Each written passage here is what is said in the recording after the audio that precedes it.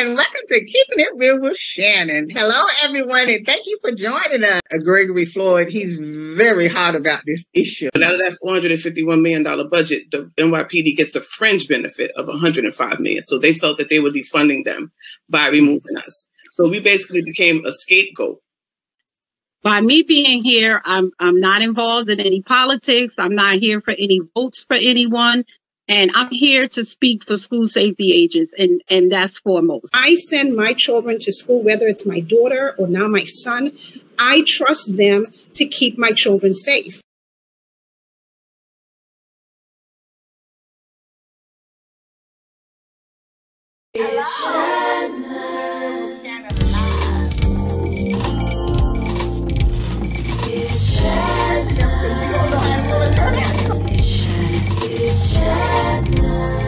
My kids empowered me to get out.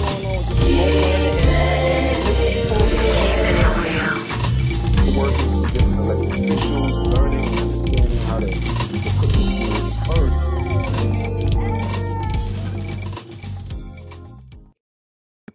Hi, and welcome to Keeping It Real with Shannon. Hello, everyone, and thank you for joining us. Well, hello there, Dr. Vanessa. How you doing? Hey, Lottie, how are you? I am so excited tonight. We have three wonderful guests. Our first guest is Koyan Simpkin. She's a school safety agent at IS 288.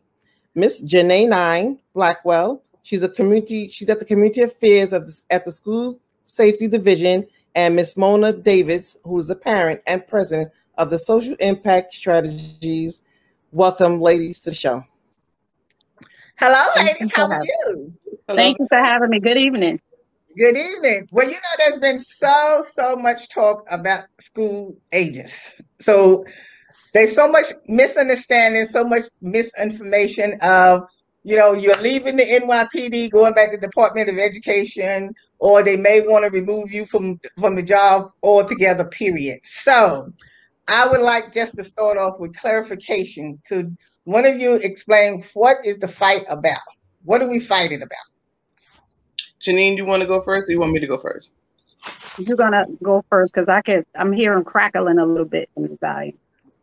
Okay, I'll go first. Well, basically this whole thing started last year due to the whole George Floyd situation, and you had other municipalities and other states cutting ties with their police department personnel who worked in the school.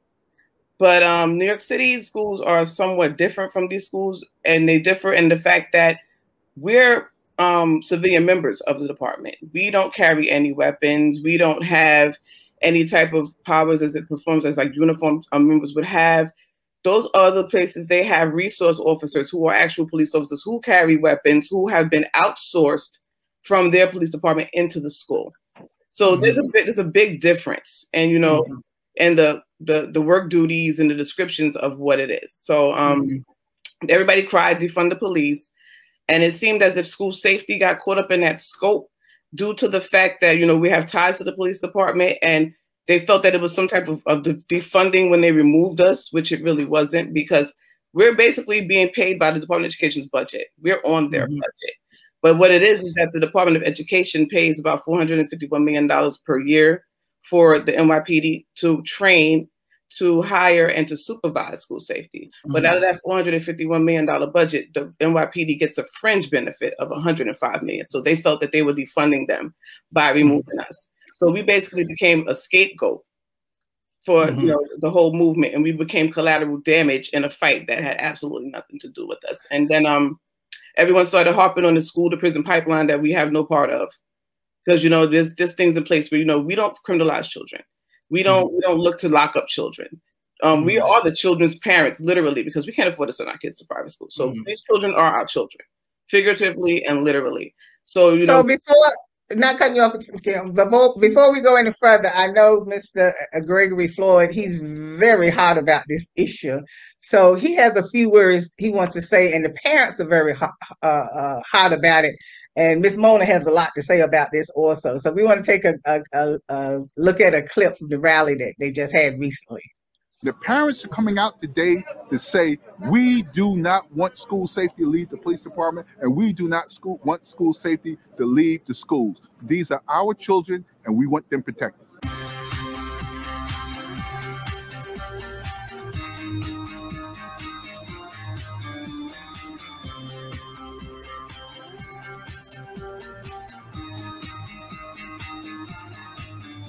My name is Mona Davids. I'm a proud graduate of the New York City public school system, and I am a parent, and I am a pissed off parent. I know how important our school safety agents are to us. There isn't one parent I've spoken to that knows about this outrageous, absurd, ludicrous idea to remove our school safety agents. We love you, we support you because you protect our babies every day unarmed. When you have a school system where a supermajority of our children do not read, write, or do math at grade level, that is the cause of the school to prison pipeline, not women that look like me. Okay? Let's keep it real. All right, let's keep it real here. Let's see. You know, Mona said she was a pissed off parent. But before we get to the pissed off parent, I want to know, what is the advantage of staying at the NYPD versus going back to the Department of Education? Do you want to know from me or from Janine? Either one of you. Janine, can you speak now, Janine? Yes. One of the event. Well, first and foremost, I want to say that by me being here, I'm not involved in any politics. I'm not here for any votes for anyone, and I'm here to speak for school safety agents, and that's foremost. One of the benefits that we have with being in the police department is the same reason why people put protection and security on a cell phone. When you buy, it is amazing that everybody has a cell phone in their pocket and they're willing to buy protection and security for the cell phone. But when it comes to kids, we can't hire for protection and security. And so being one of the people that is involved in the protection and security with NYPD gives us a higher level of protection. When you take and you lower the level of any protection or security, you don't know what you get. And I'm not saying being in the Department of Education, I'm not here to speak abusively of Department of Education, nor am I here to speak abusively of NYPD. But when we use our electronic devices and we say we have a high level of protection and security for our electronic devices, if we were told we had a lower level of that, some of us would flip. And to get a lower level of a security and protection for children, when you get a cell phone and you go into a phone and say, I have protection, and someone tells you you have protection, but you have to call the company yourself in order to turn this in. So when you go to a school and a school person says you have to call 911 yourself, when you have someone who works for NYPD in your building, is a different level of security and protection. And people don't understand that.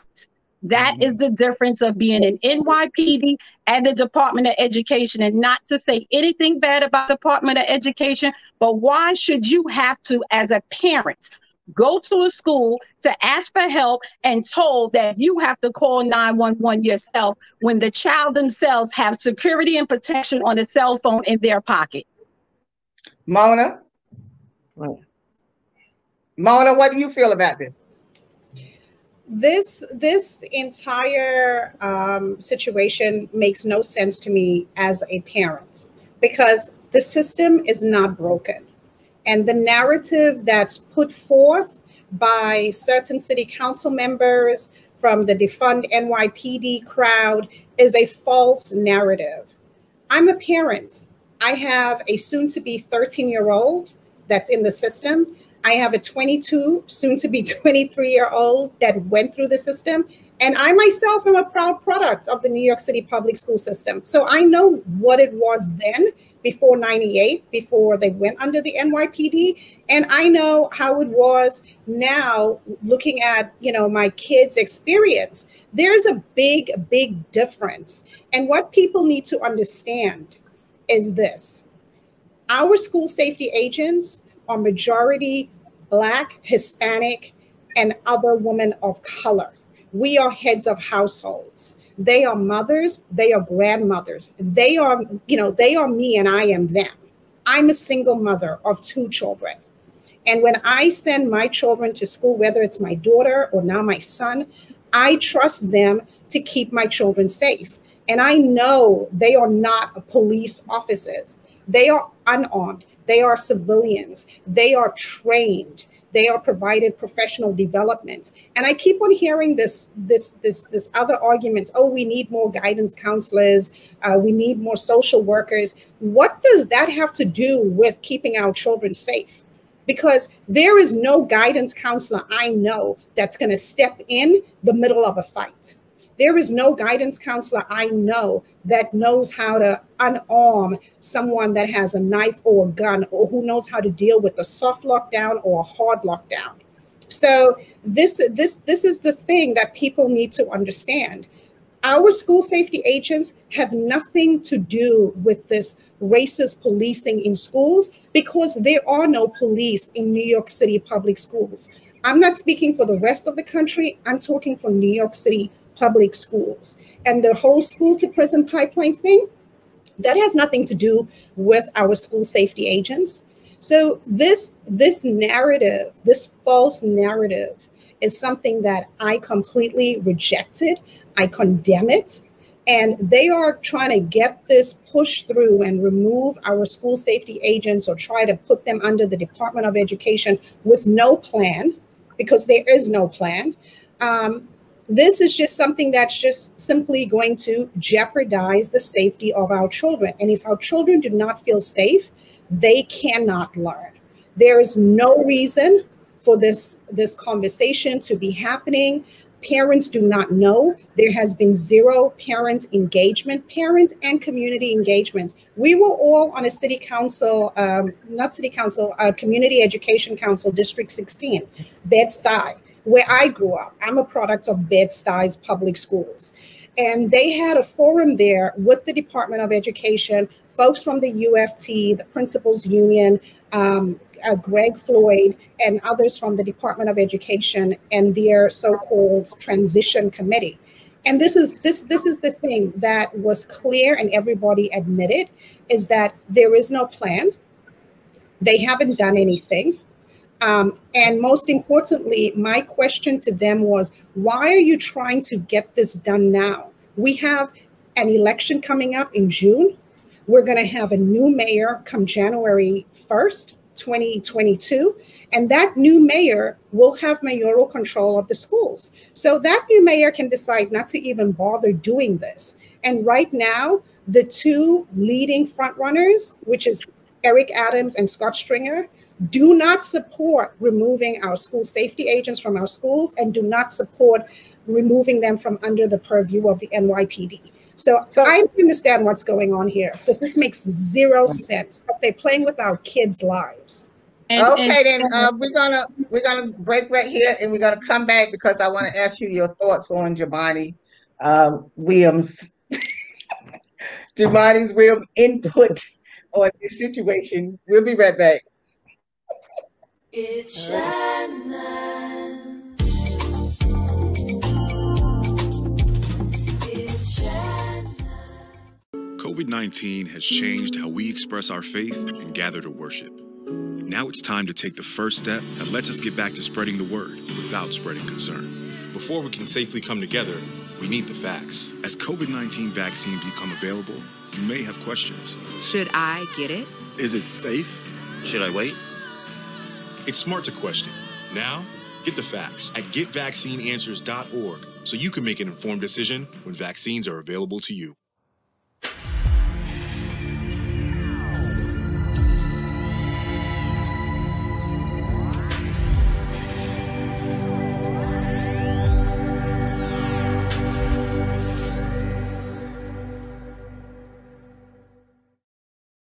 Hi, we're back talking to our special guest tonight about the issue of the school safety agents in the schools, whether they should leave the NYPD, go back to Department of Education.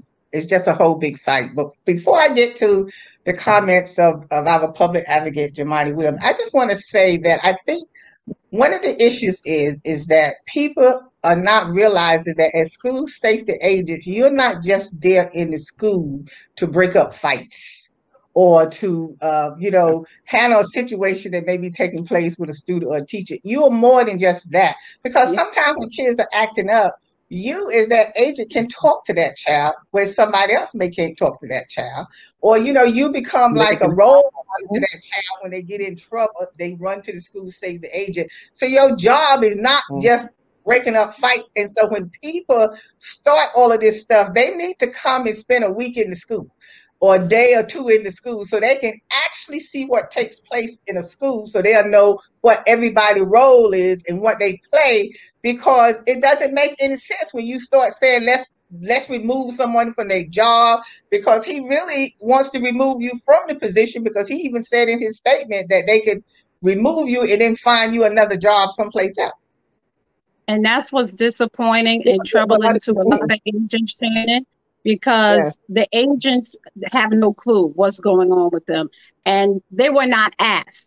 And instead of asking the agent who stays after school when a parent is coming home from work late, he didn't ask that agent. Instead of asking the agent who spends her money on the kids to get food for them to take home, he didn't ask that agent. He didn't ask the agent who saved the life of a kid who was choking in the cafeteria. He didn't ask the agent who used a tourniquet in the Bronx to save that kid's life that was bullied. He didn't ask the agent who was stopped breathing and these other agents used the AED to save this child's life. He didn't ask the agents who scanned for the mayor's detail. He didn't ask the agents who scanned for the Madison Square Garden detail. He certainly did not ask the agents who scanned for the New York City Marathon. And he sure did not ask the agents who also do scanning for Central Park concerts. He didn't ask the agents who've been giving out masks during the COVID in the parks and in the playgrounds. He didn't ask those agents. He didn't ask the agents who spent their time and their money to go get kids Christmas when they lost their mother and she had 15 kids. He didn't ask those agents. He didn't ask the agents who teach over 500 presentations in the Department of Education building every year. He didn't ask those agents, nor did he ask the agents who patrol the schools at night when they think it's NYPD. It's school safety patrolling the schools at night. He didn't ask those agents. He didn't ask the agents who go home to a shelter themselves because they can't afford a place to live for themselves. He didn't ask those agents. He didn't ask the agents who visit kids in the hospital when they're sick. Okay, Janai, I know we're starting to have revival. I could go on and on. But you know what? It just gets to the point. I want you to be passionate about the way you are talking, because see, that's why when you are passionate and they don't understand what the school situation is, that's why we have a problem, Vanessa. Yes. And I could go on and on, but I won't. But it just brings the point of school safety agents are just not agents that sit at the desk and sign people on. We go beyond the call of duty. We go beyond our job, and the parents don't know. That's what it comes to. And we know for us not to be asked, we appreciate, right? Wait a minute. We know and we appreciate the work that school safety agents do in the school, and it's monumental really for the students. But my concern is what happens when the school safety agents are removed from the school, and the climax today with the increase of violence, this becomes a breeding ground now for more violence. Who protects the kids at this stage? Quinn, if I could just yes. Yeah, jump in. Let me unmute. I just wanted to jump in real quick and back up my colleague Janine, because I'm going to be real with people right now because it's keeping it real with Shannon. So let me keep it real. Jamani did not ask any of us anything, because Jamani knows a lot of us personally, has done a lot of programming with us personally, has partied with school safety during holiday events. Jamani has been instrumental in helping to develop programs, also piggyback off of programs that school safety started. So Jamani is well aware of what school safety brings to the table. That's why he didn't ask anybody in school safety or tell anybody in school safety what his plans were, because he would look like a hypocrite. Jamani is an opportunist. He jumps on whichever cause is going to lead him to where he believes is going to keep him in a higher position. Jamani does this repeatedly. He jumps to all these Black Lives Matter groups. He jumps to any group or anything that he thinks is going to help him. He jumped with the city council for this bill that they proposed, 2211, which was going to send school safety back to the Department of Education Control, knowing that it's going to affect the Black and brown community that he loves to covet and say that he wants to protect.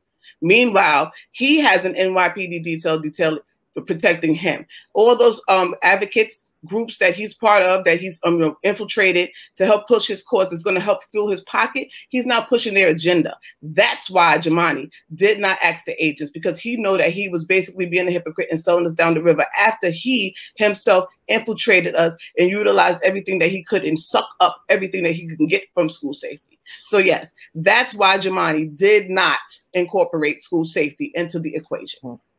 100%. And to answer your question, Dr. Vanessa, they don't know who's going to do what, who's going to protect the children. At the CEC Council last night, I asked the question, you know, because school safety is so much more than school safety. We don't just keep students and staff and the whole entire building. It's the whole entire community, because there's things that happen around the building that we have to respond to.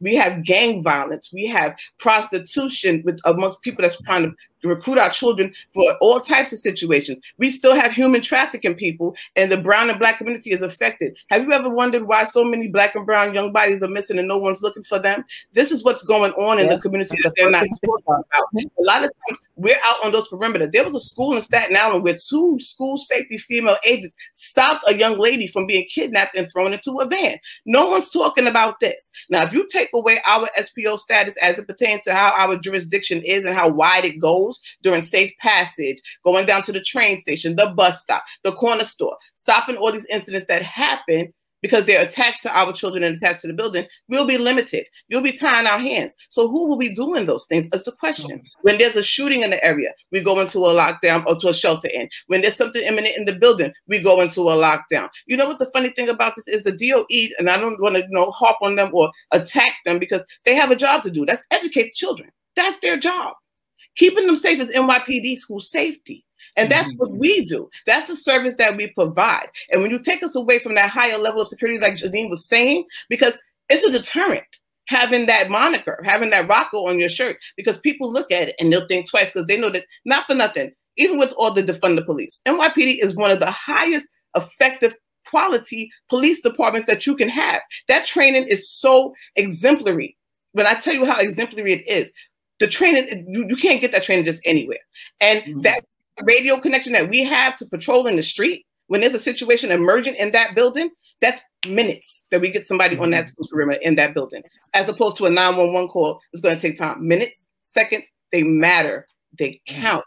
And that's the reason why we're trying to keep that attachment to the NYPD, as well as it lets us handle our children in-house before we send them. But see what makes sense is that they were saying about they didn't want police officers in the building, right? Come out. So if they don't want NYPD in the building with the officer uniform in, I can understand that. But school safety, you're under the NYPD, but you don't carry guns. You don't come in acting like a regular police officer does when they come into the school. You know, you're there doing the same thing. It's just that you're not carrying a weapon. And so the kids don't see this. So the kids don't have to be afraid that something is going to go down or whatever.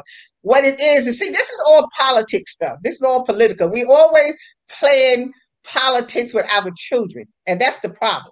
I can say it, you can't say it, I can say it. It's always playing politics with our children. And this is what we need to stop doing. And this is what the politicians need to stop doing. Our children are human beings. They are not pawns to be tossed around here and there. So now you want to take you out of the school altogether, then you don't have a job. So now we got more unemployment going on. I mean, what else is this about if it ain't politics? The money.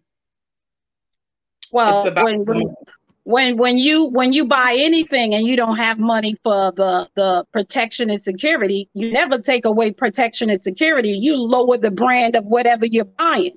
You don't take away protection and security when you buy a television, a phone. You just get an upgrade from what you want. But to take away security and protection is a question parents should be asking. Is these electronic devices more important than my child? Is my cell phone more important than my child? How is it that everything else could have security and protection and my child can't have security and protection? That's something to think about, parents. But let me tell, Mona, because see, this is where Mona and her coalition comes at with getting all these parents together. Because let me tell you, parents have a lot of power. And this is the time you got to show that power that you have, because my child is not going to be in a school without some safety in there. So if you're going to take the school safety agents out, then we better have a plan of who you're going to bring in to protect my children or whatever, or you better let the school safety agents stay here and do their jobs. If you need to train them more, all well and good. But this is the time that the parents really need to come together, and the community needs to come together and speak up about this situation, because now the fight is on. And this is what we need to do.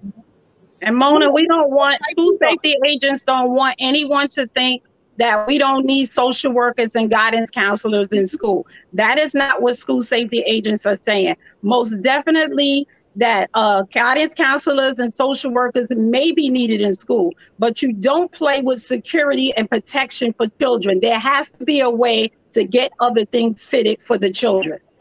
Right. No, I completely agree with you. But this, this is the thing. It's the hypocrisy about this entire situation. Because when I look at Jumani, who I've known for many years, and this is the first time he and I on opposite sides. Jumani does not live in our community. He no longer lives in our community. So Jumani can go and say defund the NYPD. That's okay, because Jumani lives on Fort Hamilton Army Base. Okay. Yes. Well protected. He is well protected by military police. You cannot get into Fort Hamilton Base without ID. You cannot get into Fort Hamilton Base without being checked. And then if you want to go to the municipal building downtown where his office is, you have to go through security. You have to show ID. You have to go through metal detectors. You go through security. You want to go to the Department of Education. You want to go to Tweed Courthouse. Guess what? ID, security, metal detectors. Exactly. You go to City Hall. Every single building here, every single government building, guess what? You go through security. But you have a problem with security for our schools. I am raising a soon-to-be 13-year-old young Black man. In my community, in communities throughout the city, we have 1-year-olds being shot in parks. We have 4-year-olds walking with their fathers down the street and the father being shot in the head. We have young people on a basketball court. They can't even have fun because of the rampant gun violence. And people want to talk about defund the NYPD. No, I want more policing. I want better police community relations, okay? I'm a Black mother of a Black son, and I want to make sure that my child is protected, not just in the street, but also in school. And I think that's what we need to get around to. And this is the other thing. Every city council education hearing, I'm always invited to. Senate education hearing, assembly education hearing, everything. For over 10 years, for over 12 years, I think maybe now going on 14 years. This city council hearing that they did for school safety, there were no parents invited. There was no parent voice, but we have all of these other people talking about our children. And as a mother, I'm sick and tired of everybody else. As a Black woman, as a woman of color, I'm sick and tired of everybody else thinking they know what's in the best interest of my children and my neighbor's children. That's the point. That's the point, Mona. The point is they don't want you at the table to help make. No, they don't want us at the table. That's why they don't bring everybody to the table that they know is supposed to be at the table. Right. But can I speak, honey? Ladies, we have to say that for the after show, because it's time for Lottie to close us out and bring us back. Oh, look, we're getting ready to have revival here. Shoot, I got more to say myself. But anyway, but ladies, thank you for joining us for this part of the show. And we're going to come right back for our after show. So we want to thank everybody that's been watching. So you can stay tuned and continue the conversation with us later. So we want to thank you for coming on for this part of the show. And we want to thank everybody that's been watching. And you can continue watching us in a few seconds when we come back for the after show. So as always, thank you for joining us. And we'll see you next time. Today's show is sponsored by Abu's Bakery. If you have a sweet tooth, stop by Abu's Bakery for some delicious cakes and pies. It's Shannon. It's Shannon.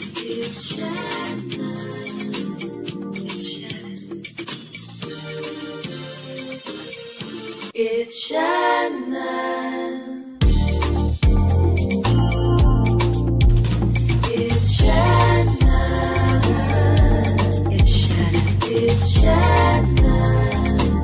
It's Shannon. Keeping it real.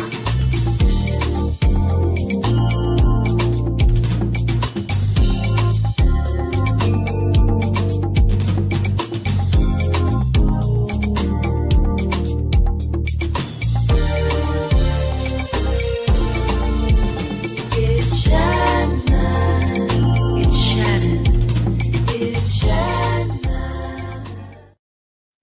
Hi, we're back with our after show. I hope you're still watching. You stick around for our after show.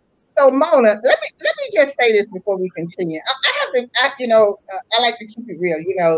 I'm really hurt by what Jamani Williams has said in that letter that he wrote, because he was accusing safety agents of abusing kids and other things that you have done to children.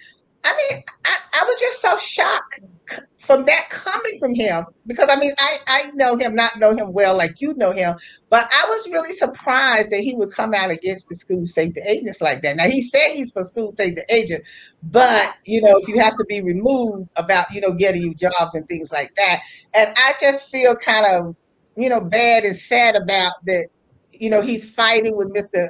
Floyd about this when they should be sitting at the table with the school safety agent, with other people that needs to be involved to work out what needs to be worked out, because I really can't understand what it is that you want to take the school safety agents out of the department, period.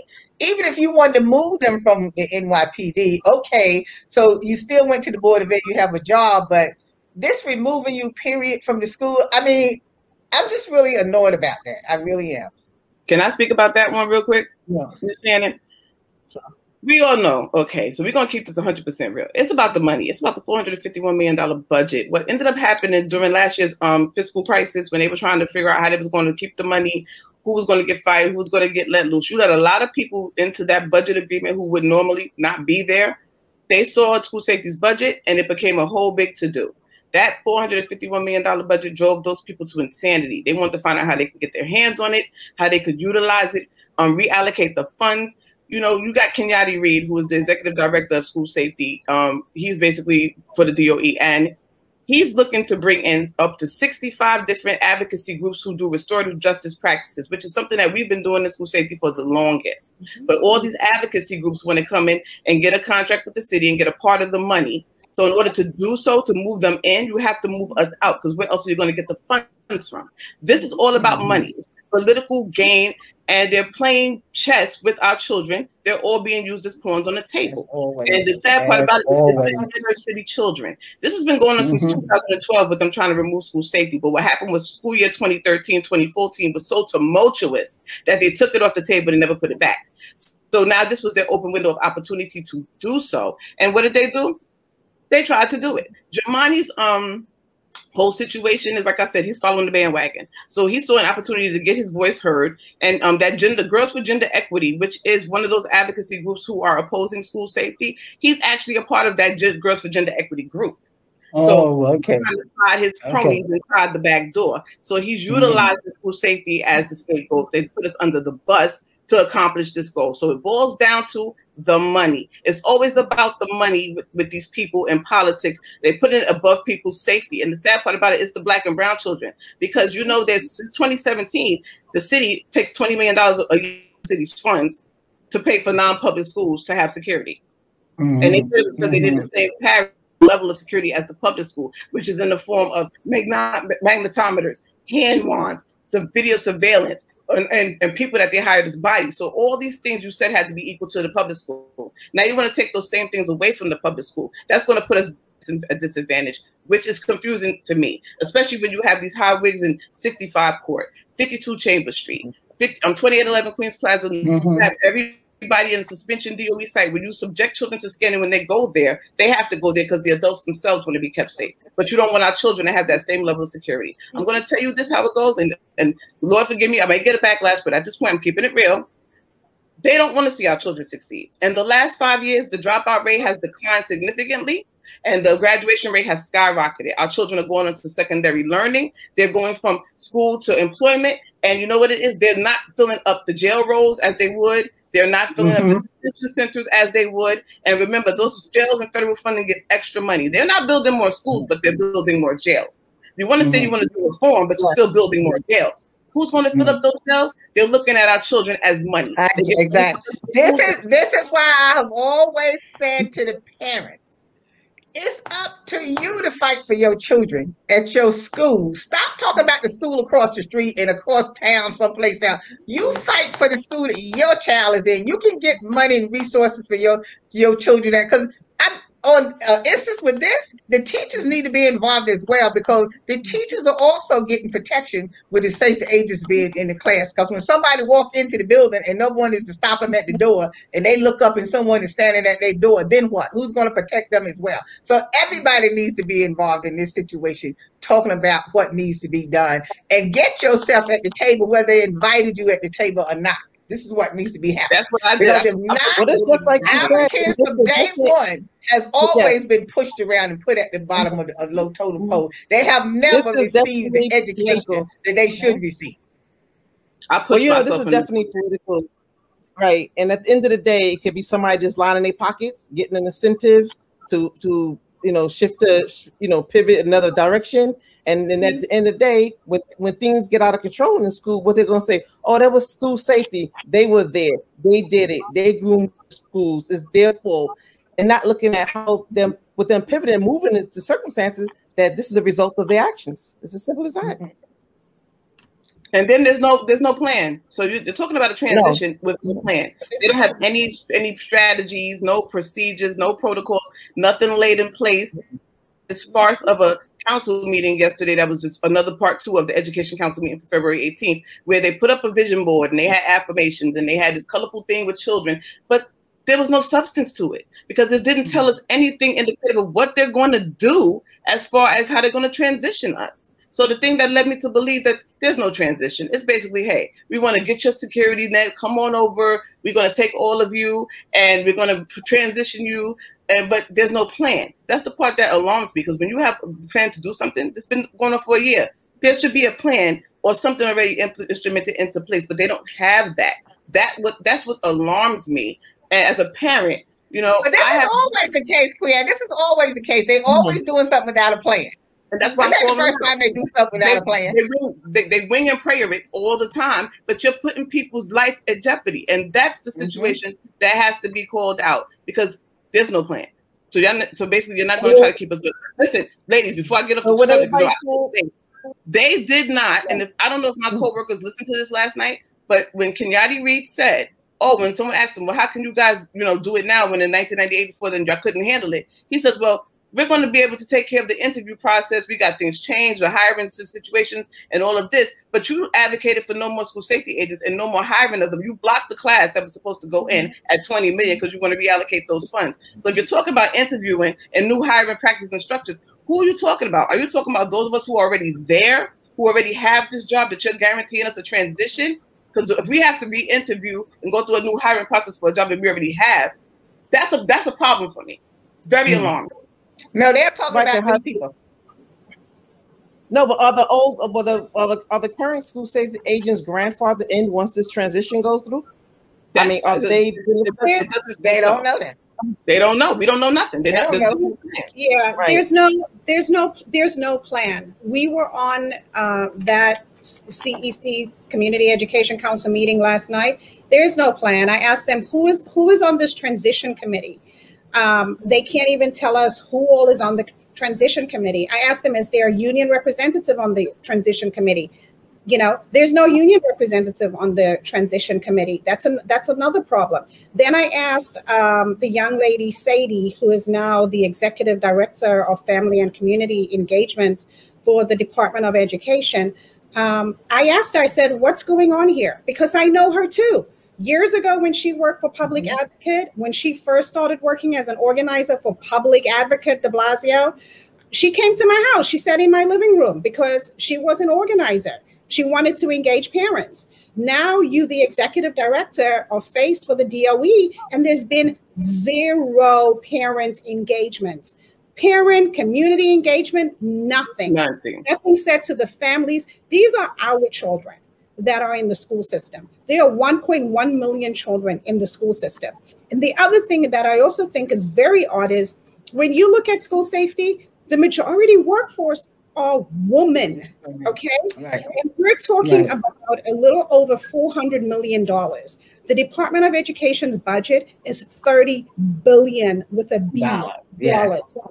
Okay, yes. They have this is a drop in the bucket. As far as I'm concerned, they're coming after school safety because they can't really go after the NYPD. And of course, they always come for us. They always come for the Black woman. Like Malcolm X, the most disrespected person in America is the Black woman. We're reeling from the COVID-19 pandemic. Okay, we've suffered job losses. Okay, families have lost loved ones. We're still trying to recover. And now you're putting these women, these families, you're stressing them out about the possibility of not having a job next year. And when it comes to the Department of Education, let's keep it real. They can't even keep on top of the school bus drivers. Every year we hear horror stories about the buses for them. This is what I see that's going to happen in my many years dealing with the Department of Education in the city of New York. If they transfer school safety to the Department of Education, I can tell you the Department of Education is going to say, hey, we made a mistake. We can't do this. We can't hire. We can't vet. We can't supervise. We can't administer. We can't train. So we're going to outsource it to a private company. And then it's going to say, hey, all of you need to reapply. So one, let's call it what it is. It is union busting. You go after the people who you think are the most vulnerable, which is women that look like us, women, Hispanic women, and Asian women who are the majority workforce, and you're playing with our children's lives. And it's always a way of getting rid of people that you wanted to get rid of that you couldn't get rid of at the time that you wanted to get rid of them. So that's always a way of weeding people out when they do it this way. Yes. And that's why we have to speak up in a voice. The women, the parents, you got to come out. I don't care if you have to crawl to the meet or crawl wherever you have to get to. We must start speaking out more as parents about your children in these schools. Because you're the first teacher. You're the first teacher. I want to back up Mona because Mona is my girl. So I'm not going to let Mona say something that she misjudged. Mona, there's an update. So it's no longer 1.1 million school children in the New York City public school system. During the pandemic and throughout the crisis, 400 and something thousand people left New York City, and they took 263,000 of their school children with them when they left. So now we have 840 something thousand school children, not 1.1 million. Remember what I told you when I first said 20,000 per regular student, 40,000 per IEP student. That's money that's missing from their allocations. So they're looking to make up that money, and they're utilizing school safety to try to fudge and pack their whole. Yeah, they're looking for ways to get money, to save money and use the money to pay for what they need to use the money for. That's the problem there. But it's not going to work. It's not going to work. If they remove you from the schools, it is not going to work because it's going to be chaos. In particular, if the kids know there's no security in the school and the outside troublemakers know there's no security in the school, you think they're going to have a problem? Wait until it happens. and then they're going to be in more trouble than what they was in by keeping you there. Because this is always the case. I'm not even worried about the kids. The kids are the least of our worries. We know we deal with children. You expect children to school. You expect children to make mistakes. They're children. I know, Janine knows, because we do this job. We've been doing it for years. The number one offender to the school building, the biggest threat, is the irate parent. They don't talk about how the school does school-based removals, right? This is what they do. I'm being so serious. Yeah. I know what you're talking about. It was for ACS to come and do a school-based removal to remove these people's children, and these parents come to that building. They have nothing to lose, and whoever they're gunning for, they have a target, and they're going for it. And exactly, I've seen it go awry. I do know. It's nothing you can do about it. You have to get in the middle.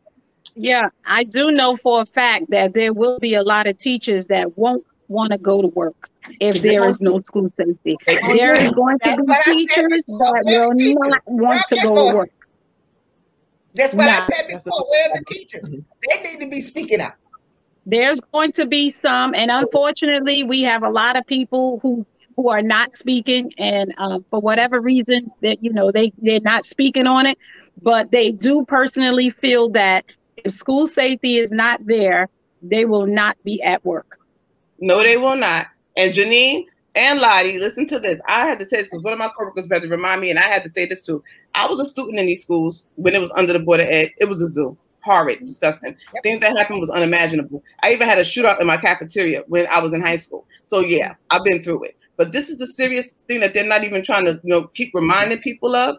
This is the situation. What do you do when you have the situation of everybody who is on your perimeter? There's parents, there's a gang fight, everything's happening, and you have children who are in the middle, you have staff that's in the middle, and everybody's doing what they're doing. That radio control, that thing that we have, that we can go straight to that street, that, I swear, I'm gonna hop on that. That is a safety net. It's a must.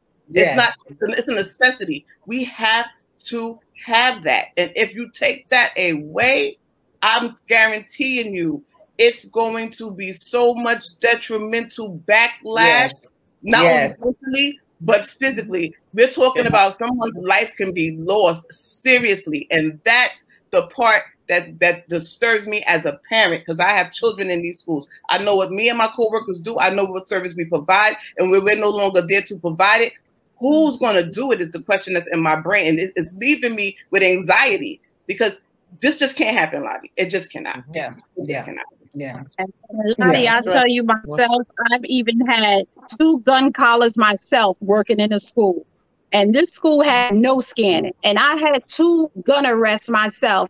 And only by the means of having a relationship with a student that I was able to get these guns off of these kids and make these arrests. And this is a school that didn't have scanning at this time. And so can you imagine what they complain about scanning and no school safety? What are we going to have when there's no school safety in the school? That's going to have just what you just said. That's what's going to be happening in there, because it's not going to work without security in the schools. Right. Even the best of schools that may not even have as much problem as another school, there are incidents that takes place in those schools that you may not even hear about, but it doesn't mean it's not taking place, because it may not be reported like it gets reported in a school that's known for a lot of trouble going on in the school. But see, when people make decisions on the outside, and I'm saying, and see, the politicians and all of the people, they need to stop this. They need to come together with the people that they're putting this effect on, because you are messing with people's lives. You are messing with the children's lives and things like that. So we have to stop this. I mean, parents, you got to come out. You really got to come out and be a voice. You got to be like Mona. You got to be a pissed off parent at this time. You're going to have to come out to be a pissed off parent. Because if you don't blame anyone but yourself if this happened. You didn't come out to do what you needed to do. But Lottie, Lottie, they wonder why kids can't read and write, and they being left behind. That's another problem. That they're being left behind. Well, ladies. Can I say one thing before you leave? I'm going to keep it real. I'm going to probably get a whole bunch of backlash from this, but y'all going to love this one. In 1998, when they removed the purview from the Board of Ed to the NYPD, the reason why they did so wasn't about the children's safety, because you know they don't care about us black and brown bodies in the inner city. They don't care about us. The reason why they did it was because they were getting hit with so many lawsuits. I looked this up. The city was losing so much money having to pay out to parents of children who was injured and paying out to staff members who got injured. It was so much lawsuits. Giuliani didn't care about us black and brown bodies. He cared about the money. And that's why there was a switch over.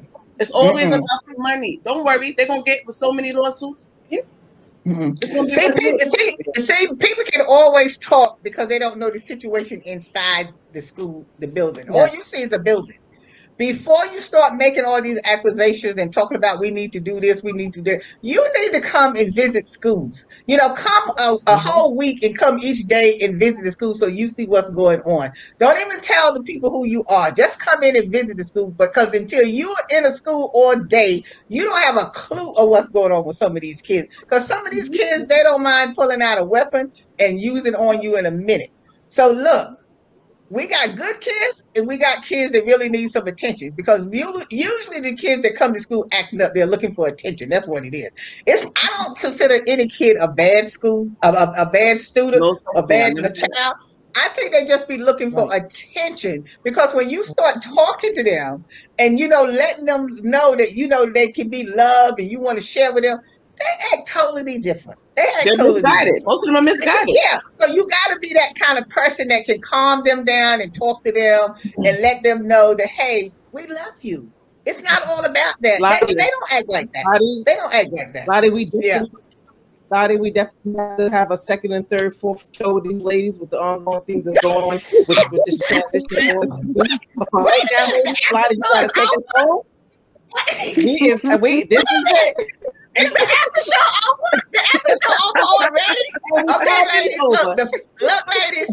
The fight is going to continue on, so y'all going to have to come back so we can do a part 3 or whatever, because this fight is going to continue. So look, I really appreciate you coming on, you know, the show, and we want to thank Terrence Elmore for his fight in this situation, because Terrence is a fighter and he keeps on fighting and he's doing such an excellent job and everything. And look, you women, and look, it's going to happen. I know God is good. Amen. He's not going to let this happen. He's not going to let this happen. So the fight is on. So whatever we can do, whatever community people that might be watching, whatever you can do, please speak up. And the politicians, please stop playing with our children. Please stop playing with our children. So we want to thank all of you for watching tonight, and we hope you enjoyed the show. And as always, we'll see you next time. Thank you for having me, Shannon. Thank you. Take care, ladies. Keep fighting.